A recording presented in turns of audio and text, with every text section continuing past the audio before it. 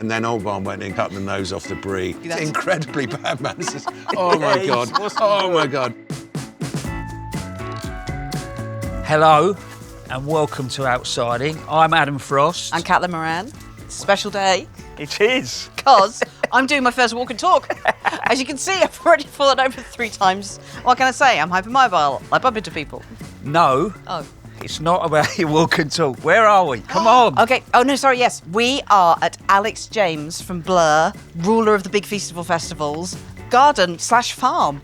It's incredible. It's gorgeous, isn't it? I am so jealous. This is beautiful. This is what being a Britpop god will get you. I can't wait to meet him. He's such a nice man. I've known him since I was 16. He is an excellent host, and we will find out when we go and sit with him in his herb garden. Do you think there'll be cheese? I think there'll be cheese. I think there'll be booze. And I'm going to ask him for marks out of 10 on my first walkie-talkie. Bless you. Well, to be fair, it wasn't bad. Thank you. How many points out of 10? None. Come and join us. It's really, really lovely to have you here and share this with you. It's an absolute joy. It's so It is a beautiful. joy. Alex, welcome to Outsiding. What a delight. Cheers. Great to see you both. Nice. Bless you. So much. So the Cotswolds. The first time you saw the Cotswolds, it was from overhead in a plane that you were piloting, which is the most rock and roll way anyone's ever been introduced to the Cotswolds. Tell us what you saw and why you love this area. Dave Blur's drummer and I used to fly ourselves around on tour. It was the easiest way of getting about, and we know just that the Cotswolds is from the air. It's just so pretty. Yeah. It's basically a pre-industrial revolution landscape still here. There was no kind of rivers, no mineral resources, no big cities, no ports. It's always been like an agrarian landscape, and it's basically been untouched by industry, and it's because it's so close to London. Still, it's one of the sort of least densely populated areas of England. But I mean, musicians do tend to end up living on farms. I think it's a So many so many musicians really? love gardening. Yeah, I mean, Chelsea Flower Show is a prime example. Yeah, Loads right. turn up. But I don't know, I wonder what it is. I wonder what it is, I think farming. Well, maybe it's all those years of living out of a suitcase, like wanting to put down some roots. I think it was Voltaire who said happy ever after implies some kind of garden. Yeah. I did wonder what I was going to be doing when I was swinging off the chandelier at the Royal Adelphi Hotel in Liverpool in 1995. And where does this go? Yeah. Where does this end up? And I met Claire and we got married really, really quickly. And I think you kind of need the girl for this dream to work.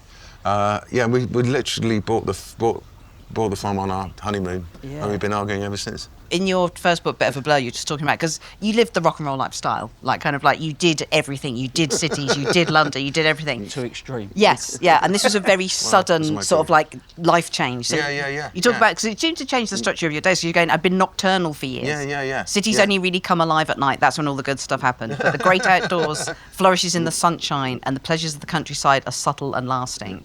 So did you have a feeling building up in you for a while that you needed to move away from the city and start a new life here? Or was it a very sudden, this is my new life? I think it was when I met Claire, really, and bought the farm on our honeymoon. And within weeks of living here, we realised how much it was going to cost to kind of. It needed investment, and we had to make. Do we want to live in London? Do we want to live here? And it was a really easy decision. Cool. Being in a band was what made me want to get up in the afternoon. The afternoon. Exactly. But it was, I think I needed a change. Blur had been all I'd ever done and all I'd ever wanted to do, but Graham had kind of had, I think everyone had had enough, actually. And I kind of fell head over heel in love with Claire, and it all happened really quickly, and just found myself here, living without a job. Yeah, I mean, it's a really steep learning curve. If you've seen Clarkson's Farm, land agents, there's kind of infrastructure that you can plug into, but everything. The house kind of looked all right, but you took off the plaster. It was just, we basically had to completely rebuild everything. I was going to talk to you about the learning curve. So we've seen your vegetable garden, which is amazing. The first vegetable garden that you had, you write about it in your first book, where you were living in a squat in Camberwell. Yes, and the house next door burnt down, so suddenly their garden was free. You describe your vegetable planting at that point as, I threw old vegetables over the wall and they sprouted.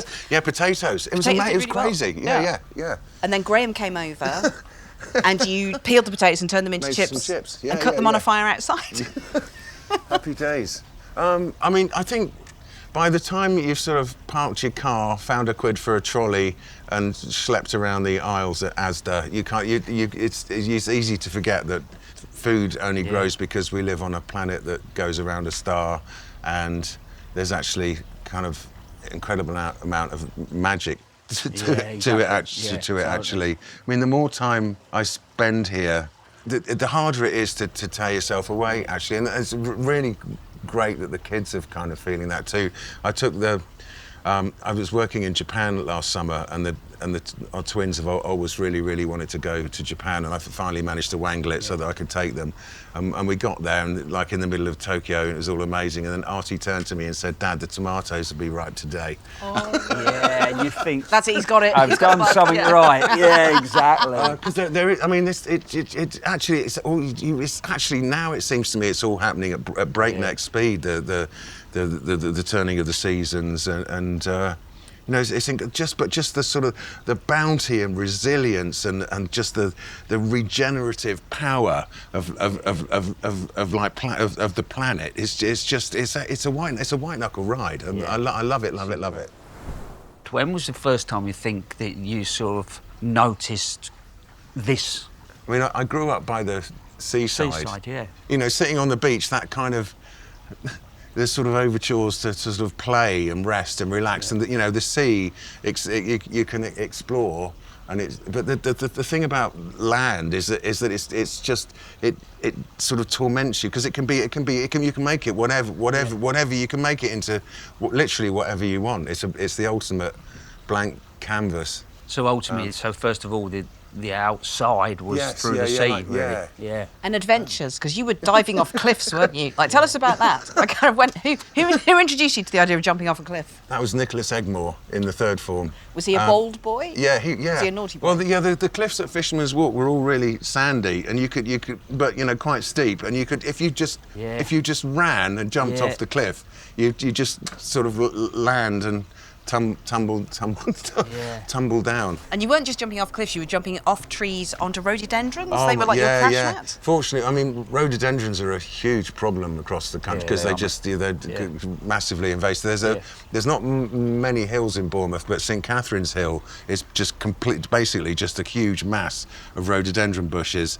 And again, that you could sort of scurry up to the top and just go and just launch yourself. Rhododendron hopping, that was so much fun. I think that the charms and joys of the countryside are subtle but like incredibly deep, and the more time you sort of spend immersed in it, the more it gets hold of you. Because like any addiction. It strikes me that you really have grown to understand that connection between growing and what we eat, and the quality of what we grow means that we eat quality.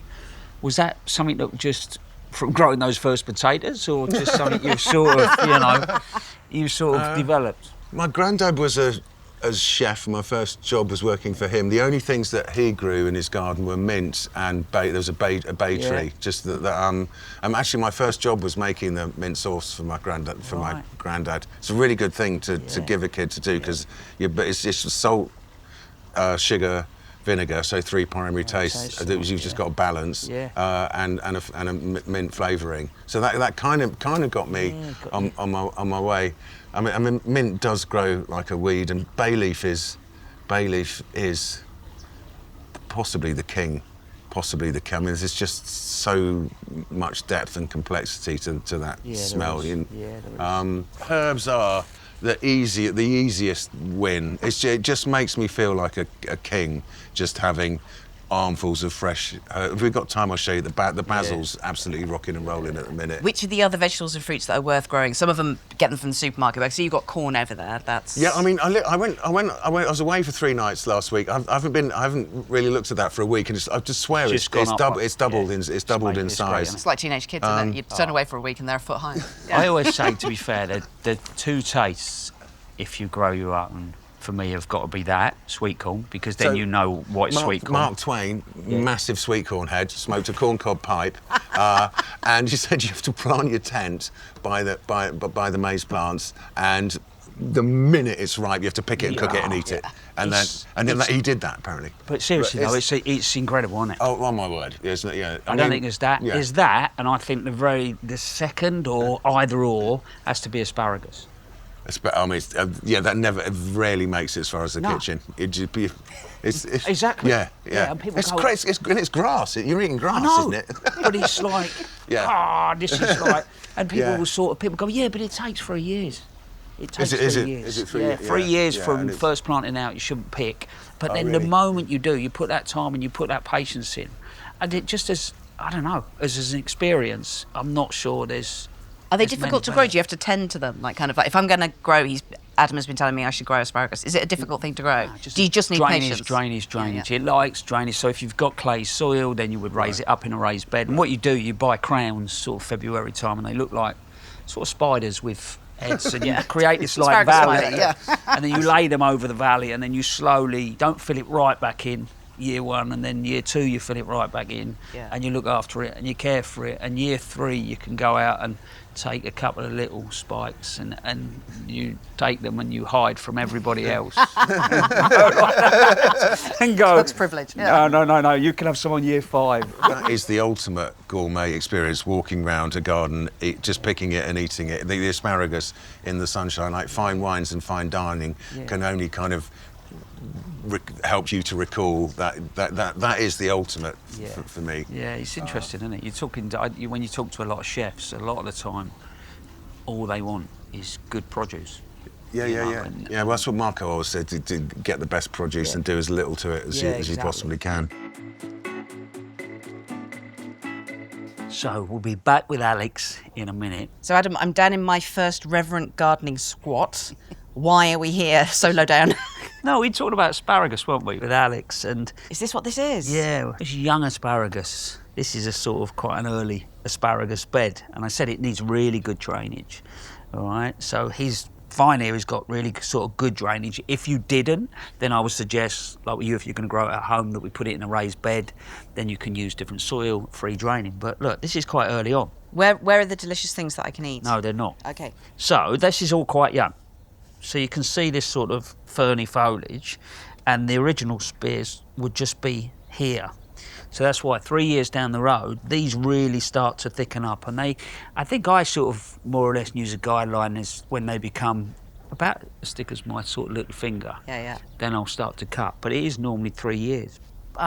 What I love about them as well, and especially using them, in more of an ornamental veg garden, is once you've cut what you need, you've then got this beautiful ferny foliage, and I mean, imagine that even in a border. I would grow it just for the foliage. Exactly. So I'm really jealous of Alex's raised borders. Obviously, we're thinking about raised borders in my new garden. Should I be going for this? Is this the Rolls Royce of raised beds?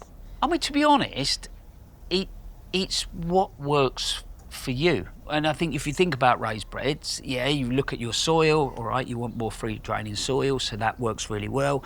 They heat up earlier in the year, but remember, a year like this, they will drain probably slightly too much. So it's just working out what you want them for, and then ultimately how you want to use them. I mean, Alex and Claire are both quite tall, and actually if you look at the size of these beds, they can work them from either side. Yeah. So I should have a shorter one then, basically, is what you're saying? Sort of politely. Yeah, a little hobbit-sized. You want to be able to get around it and work the bed. But what's great about raised beds is that ultimately you can crop them more intensely, so you can probably grow closer together because you'll put more goodness into the soil. Let's get back to Alex. When did you start that sort of with the cheese? Because that's, I mean, that was the sort of, after the music, that became the... So it's literally, Claire and I, we'd been here for two or 3 years, just going, what the hell are we going to do? This cheesemaker returns to the parish looking for somewhere to set up shop, and we both go, oh my God, cheese! Oh, that would be brilliant. So I wrote in my column, we're going to start making cheese, filed the copy, literally 3 minutes later the phone rings, it's the editor, and cheese, I love it, write me a feature. So I did, and then it just escalated, because we were making one kind of cheese in Britain in the war, national cheese, which nobody's ever bothered reviving because it was just so dull, boring.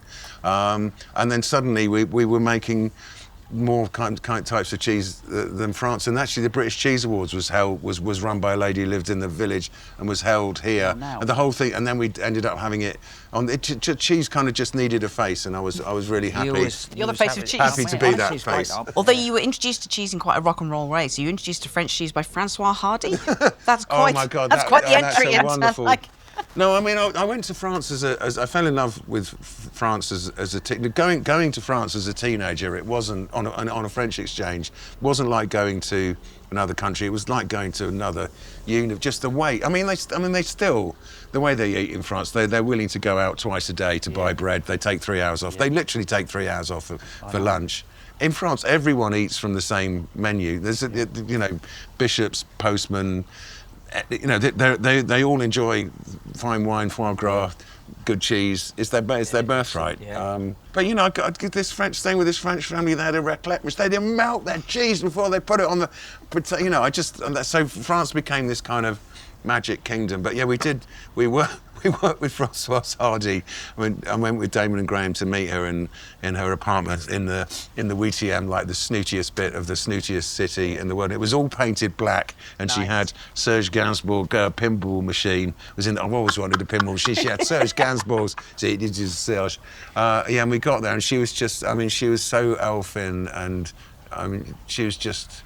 Wonderful lady, and we walked in. She said, "Who's the one who likes cheese?" And she'd been to the cheese shop and brought this incredible sense of being talked through the cheese by Francois Hardy. Definitely a life highlight. And then Old Barn went and cut the nose off the brie. Don't do that. Incredibly bad manners.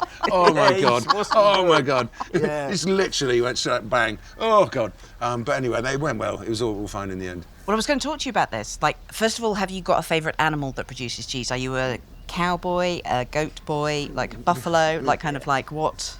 Yeah, I thought I had buffaloes and moose confused. I think buffaloes are actually just look like cows. I mean, cheese competitions never tend to get won by mozzarellas or anything. I mean, I think Ayrshire cow probably is the best milk for blue cheese. Blue cheese is my favourite, I think. I have to ask you about moose cheese. Yeah. You do a very throwaway mention. You're talking about something that's really intense, and you go, it's like moose cheese, too much flavour. Tell me about moose cheese.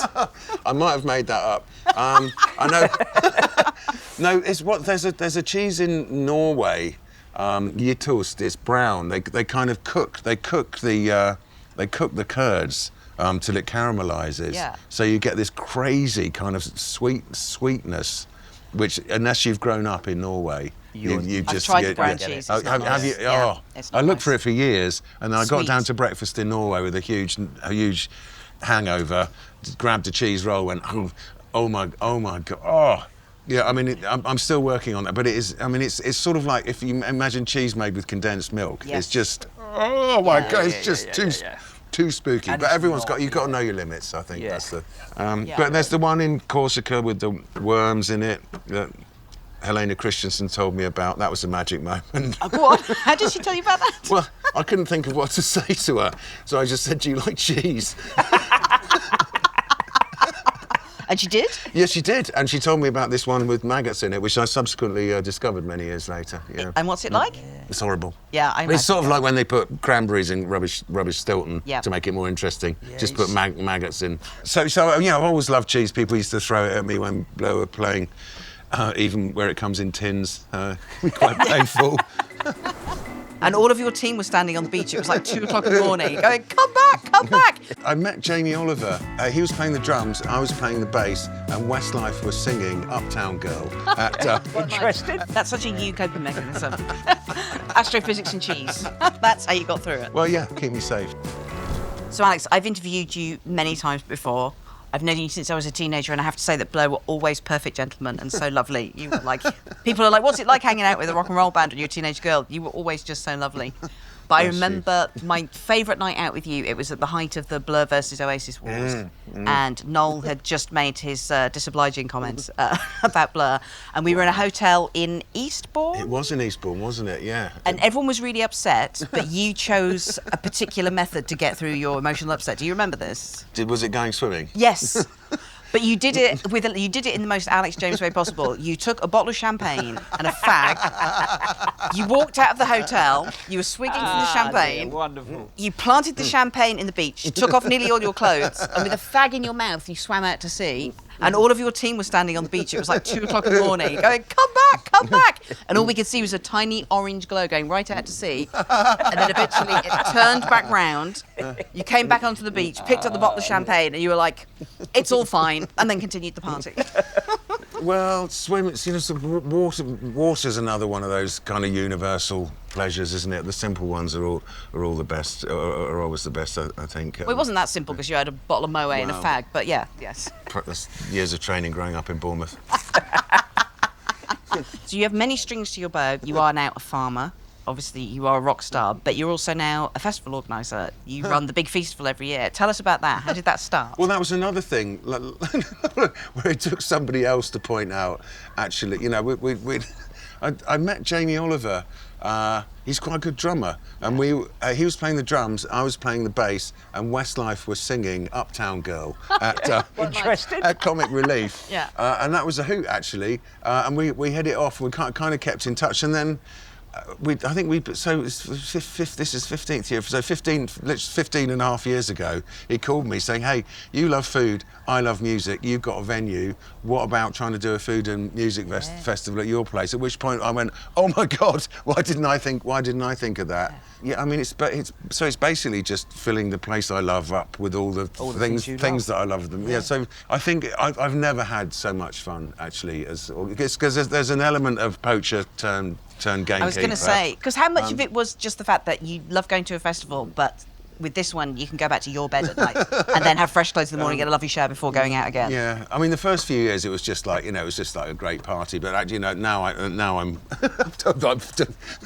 have to, you know, be quite sensible. I need to ask you some practical questions about running a festival. Yeah. First of all, what do you do with lingerers? People who hang around afterwards. How do you usher people out of your garden once it's over? Cheese police come round. Cheese police? Yeah. What are the cheese police? It's a secret. It's a secret undercover. It's a secret. Really? Yeah. Okay. Yeah. Okay, I will Malinga this time, and I will say I want to see the cheese police. No, actually, I mean, people. There's normally still a few chefs cartwheeling around the garden on Tuesday, because you know I have to. It's like being the prime minister of a kind of small republic of drunk happy people for the weekend. But I have to wait. Normally I get the last band on Sunday, and then I pass a margarita, and then off duty from that point. The chefs are the last ones to go. You know, the first ones to get here and the last ones to go. But I mean, yeah, but by the following weekend, it's all gone. Actually, it's amazing how quickly they go. Every year it goes up a bit quicker, comes down a bit quicker, runs a bit slicker, everything's a bit better. But no, out with the shotgun is the answer. Yeah. Perfect. Yeah. And what's the weirdest thing you found in lost property? Because afterwards, when people are like clearing up, you often find quite odd things. We were going on our post-Christmas lunch walk, and there was a pair of knickers in a tree. Fantastic. So the idea behind the Big Feastival is it unites music and food and chefs all in one place. And family, really. Yeah. Well, it's just what you want. When you're having a party, you want good food, you want good music, you want something for the kids to do. So I got the venue. Come on down. And it's August bank holiday. Yeah. I'm going to come this year. Oh, brilliant. Oh, yeah. Yes. Come on. Are you? Brilliant. Yes. Yeah, bring the family. They love it. It's outside in questions, Alex. Supposedly quick fire round, but it always gets a bit chatty. Favourite tree? Oh, you can't beat an oak. Yes. Yeah, I mean, there's really, really ancient oaks here. What's your oldest one? Who's your oldest boy? There must be. I mean, it's hard to tell, but I mean, there must be doomsday jobs. So there's one that had fallen over down by the bottom. But even after they've fallen over, they're still good for another 100 years. Yeah, well, it's the whole thing, is it? 300 years to grow, 300 years to live, and 300 years to die. Right, yeah. And you and let they them absorb support their so branches. many species as well. Yeah, and the acorns. Oak tree, it is hard to pick a favourite. I mean, plum tree, pretty good. We've got a lot of apple trees here as well. I mean, asparagus, yes, a bit of a fiddle, but gift that keeps on giving. Yeah. I mean, you can literally buy a whip. They're called a little baby apple tree for nine under a tenner. Just literally stick it in the ground and ignore it. 5 years later, apples galore. It's really lovely me just sitting listening to him talk about that. Yeah, after watching years of watching them and going, he's talking about gardening. Yeah. This is really cool. He's in my world He's now, in yeah. my world. Yeah, exactly. Well, no, don't Yeah. the fruit trees are. I mean, mate. any time we've got a bit of spare cash, more fruit trees. So I think the one I want to ask, because we see how times have changed, Yes. because I think you've alluded to it, but then, sunrise or sunset. Oh, and whenever you look at the diary and you go, oh, God, got to get up early. You're like, but then you get up early, and it's the cheapest way to feel glamorous. Don't you think? Go on. How? Why? Well, no, just you get up at dawn. It's magic. Yeah, it is. If you're out on a ramble and someone's coming towards you, what is your go-to greeting? All right. I love a ramble. It was very hard to encourage the kids to. I do think walking is one of the most profound pleasures, and it's the way Mr. Men sort everything out in those books. So they go for a walk. It's all fixed. So I was really keen to instill the love of walking in the kids, but kids absolutely hate walking. So I literally had to build a shed like right on the far end of the farm and put sweets in it. And instead of saying who wants to go for a walk, say, who wants some sweets? They'd all go, yay! That's the key. First mistake you make as a parent is saying, do you want to go for a walk? No child has ever said, hurrah! Yet you need to lie or bribe. So yeah, it would be like all right. And will you engage in further conversation, or do you keep moving? No, I'm sorting out my Mr. Man stuff. Yeah. Yeah, exactly. So it's pouring me rain. Yeah. Where would you most enjoy that sound? Coming out of the sauna and just running around naked in the rain. Is that weird? Good, mate. Is that that's weird? Good. Yeah. No, that's not weird. Yeah, that's perfect, yeah. And then finally, I know you're a stargazer, so do you have a favourite constellation? Well, the North Star's like right. The North Star's a winner because that's right up there. The daddy. Well, the whole. It's really. There's not a. There's a star that sits exactly above the North Pole. There's not one that sits above the South Pole in Australia. They haven't got that in Australia. I don't know how they navigate. So the whole sky sort of turns around that one fixed point there. But I've managed to persuade. I went down to see Oxford Astrophysics Department last month and said, do you think we might be able to use the sun to melt some cheese with at Feastival? Because we only live on a planet that goes. The only reason food grows, we need to kind of reframe food in a kind of cosmic. Make a big intergalactic toasty. So they went in a little huddle in the corner. Literally 3.5 minutes later, yes, we can do that. We're leaning towards fondue or possibly raclette. So you're doing it? So we're Out doing, of a that's on conversation, Friday at Feastival. We're doing out of this world cheese, cosmic cheese zapping. Because if you see that cheese roll, it's just got too dangerous. Yes, it's yeah. silly. Yeah. It's silly. Yeah. So I think this is the way to kind of take cheese to the next 21st level century cheese. safely. Yeah. And I'm presuming you're in the next to no light pollution here as well. Do you know when we moved here, you could see the glow of Oxford in the distance. There is more now than there. I mean, you don't get that many dark nights with no moon, clear nights. It's only a handful of nights, but when you do get one, this Milky Way is absolutely. That's when. I mean, that is magic. Oh, Like, it's, This is one of your, because unlike I think any other rock star, you spent the first money you ever earned in Blur on a telescope. Presumably you've got one of those stargazing apps. Have you noticed they've started amazing. inventing new constellations? Have you looked on them recently? They have things like the Dragon and the Phoenix, which have not... Someone's making that's a them good up. idea. Yeah, they needed freshening up. Yeah. I think it was the fact that it all kind of does make sense on something. When I was sort of first on the crazy trajectory with Blur. Like I was, catapulted into this crazy world where nothing really made sense, and like reading physics textbooks and astronomy textbooks where everything does. I was just trying. It was a coping mechanism, I think. Oh, that's such a you coping mechanism. Astrophysics and cheese. That's how you got through it. Well, yeah, keep me safe. Yeah. So far, this bird of the week, I think this is the one that I've been looking forward to the most. I can't wait. I'm pretty pleased with this one, I've got to say. Go on. Pretty pleased with this one. Go on.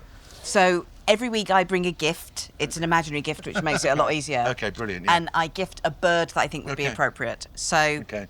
you are a super well-read autodidact bass god into astronomy, French philosophy and cheese. So I didn't want to fob you off with some boring local brown bird, much as I love them. I wanted to challenge and delight you with something a bit off the beaten track. And there is nothing more off the beaten track bird-wise than what the Maori call the night parrot, the kakapo. Ooh, kakapo. Kakapo. Do you know about the kakapo? No, I don't. Strap in. So the kakapo is the world's biggest parrot. It's a Oh, my massive word. unit. It's 14 kilos and a deep emerald green, pretty much the exact colour of grot bags in Emu's pink windbill, but stunningly beautiful. The most treasured Maori possession was a cloak made of kakapo feathers. Wow. And there's a Maori saying, if someone is quite fortunate but still having a moan, they will say, he has a kakapo cloak, yet he still complains. And it's the Southern Hemisphere equivalent of, my wallet is too small for my 50s and my diamond shoes are too tight. It's a luxurious bird, and so fitting for a man who once joked that he had spent £1 million on cocaine and champagne.